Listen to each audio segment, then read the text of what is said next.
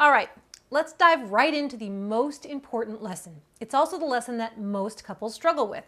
Putting this into action supports everything we're going to talk about, from communication, affection, sex, making your marriage fun and exciting, and all the other topics. What am I talking about?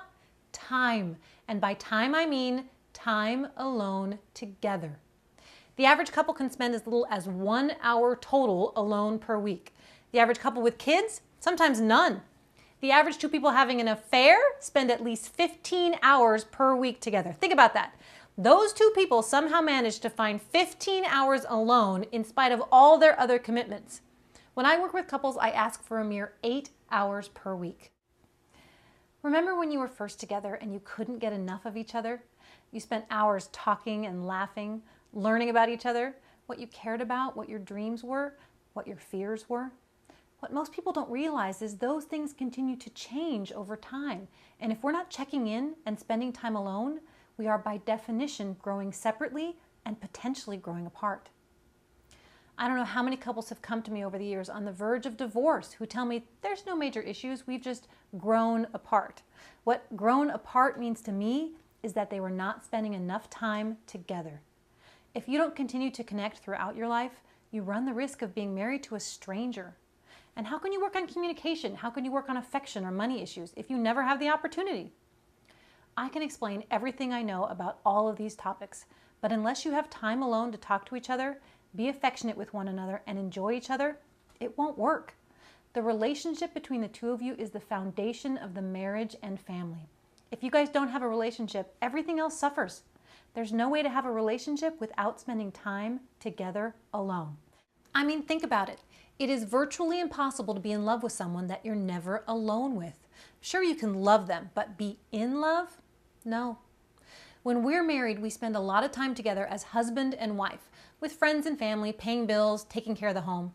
We also spend a lot of time as individuals in our separate jobs with separate interests. Many of us spend a lot of our time as a mom and a dad, spending time with the kids, family outings. But most of us spend very little time as a man and a woman together. This is often at the root of many of the complaints that bring couples to therapy. We just don't feel connected anymore. He doesn't pay attention to me. She's always mad at me. We aren't having enough sex. I know for a fact that many of these things are occurring because their priorities are off. In order, our priorities should always be marriage, kids, job, family and friends, etc. If the order gets mixed up, the whole thing could fall apart. When I ask for this, most couples look at me like I've lost my mind. What about my job? I have to provide for the family. I don't see my kids all week. I have to spend time with them at night and on the weekends.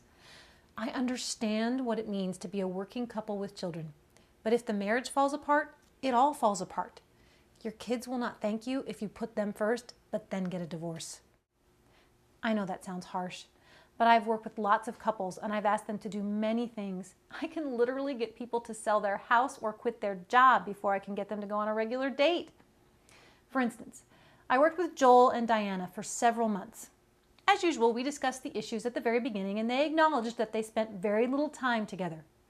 Over the next several weeks, we worked on their communication, their sex life, his anger issues, and their constant fighting over money. A few things got better, but overall, they were stuck. Every week I'd ask, "How was date night?" They'd laugh, look a little guilty, and say, "Oh, we just can't seem to find the time." After a particularly tense session when he complained yet again about their lack of sexual activity, I laid it out for them one more time. Did you pay any attention to each other? What did you do to make her feel connected? What did you do to make him feel appreciated? And when did you do it? You don't spend any time together alone. They finally got it, began spending time together, and everything we had talked about over the last couple of months clicked. I see this pattern in couples I work with time and time again. Today I'm asking you, get your calendars out and schedule at least 8 hours per week of alone time. In the next segment, I'll help you really understand what I mean by alone time together and give you some ideas on how to find that time on your calendar and what to do and what not to do with that time. I really enjoyed making this video for you. I hope you found this first video in the series on spending time together valuable.